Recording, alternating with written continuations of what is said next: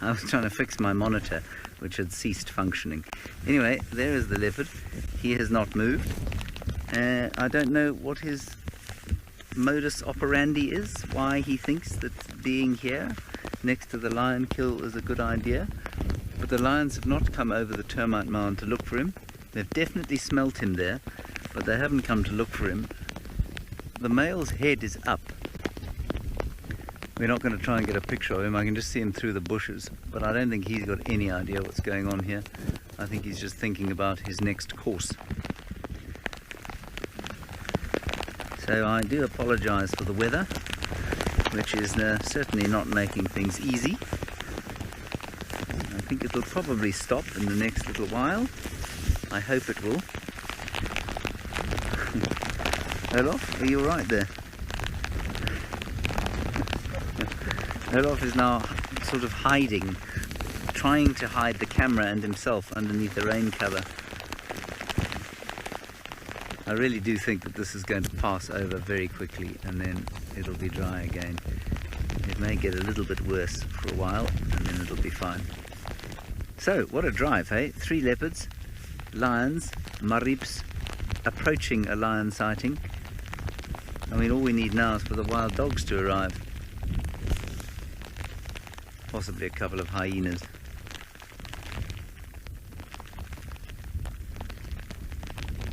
Let us not also forget that we have had Ralph's cheetah up at down at Amakala.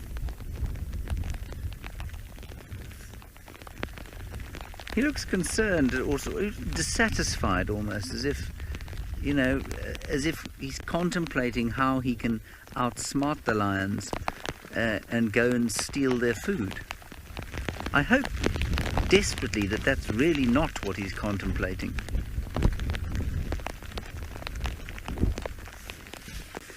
Shaggy dog, you say our spotted boy is no fool. I hope he's no fool. I desperately hope that that's true, Shaggy dog. I think it probably is true, because I don't think you get to this kind of age as a leopard if you're an imbecile. I think it's difficult to survive as a leopard if you're a moron.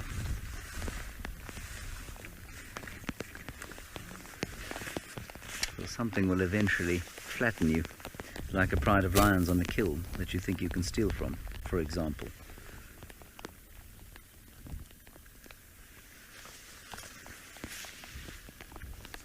Unbelievable.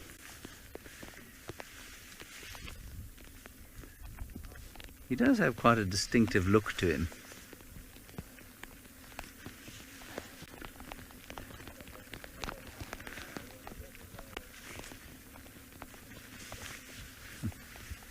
I'm just helping this vehicle get in. Ingwe ikola. Ingwe ila. Ingwe. Tingala tile. Ingwe ila. Mila kubona yini. Tingala tiko. Ingwe ila. I'm just helping him get in. Again. Yes, Elizabeth, I love lions too, but they are dangerous. Absolutely, especially if you're small. Anditlange, kuna yingwala. He doesn't believe me that there's a leopard here. He thinks I'm joking. He still doesn't believe me. He's driven into the lion sighting. Must think I'm just sitting here for no real reason. Oh well, his guests are looking very confused. There's this strange man sitting in the middle of the road with an enormous Viking on the back of his vehicle and a camera. He's hiding under a hood and not looking towards where the obvious predators are. It must be deeply confusing. Anyway, as you can see there, Maribye has gone to sleep. Within sort of 25 meters or so of certain death, really.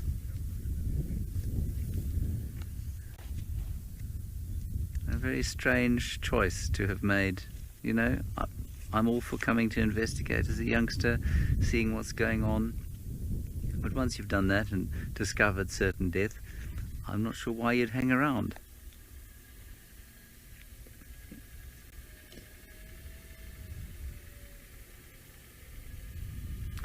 Jenna, I ID'd him using his 2-2 spot pattern, and you've just asked how I ID'd him besides using his spot pattern. The answer is I can't. I am so bad at identifying animals and people, actually. There is a part of your brain that's responsible for recognizing people and faces and that sort of thing, and mine, I think it's called the fusiform face region. I think that's what it's called. Mine is I don't think I have one. And so I find it very tricky to recognize these cats. Some people will tell you that they can, all sorts of markings on him. But I'm afraid for me, he does have a relatively distinctive face in some ways, but I can't describe to you why it's distinctive. His ears hang down at a slightly, I suppose, lower angle than some other leopards I know. Does often stick his tongue out. He's not doing that now. But yeah, I'm really the wrong person to ask about that. I'm pretty sure the Twitterverse will give you hundreds of different identifying features of this cat. But the first thing I did was look for his spot pattern. And for those of you who don't know what that is, it's the spots above his whiskers. 2 spots on each side. He's a 2-2 male.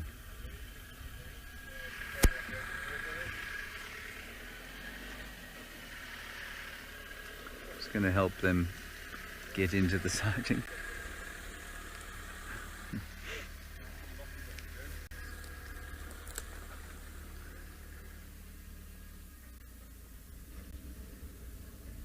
And he is, I mean, like you say, he's smart. I mean, he wouldn't have made it this far if he wasn't, but I mean, what is he doing?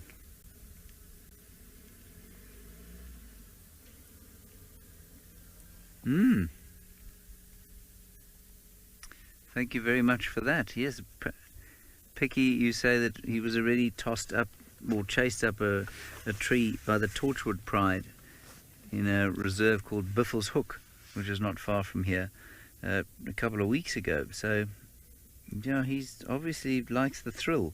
He's obviously got a bit of an adrenaline junkie. Strange fellow to decide that such activities are a good idea. Anyway, I'm very pleased he made it through. As Morgan says from the Final Control, living life dangerously. Yes, that.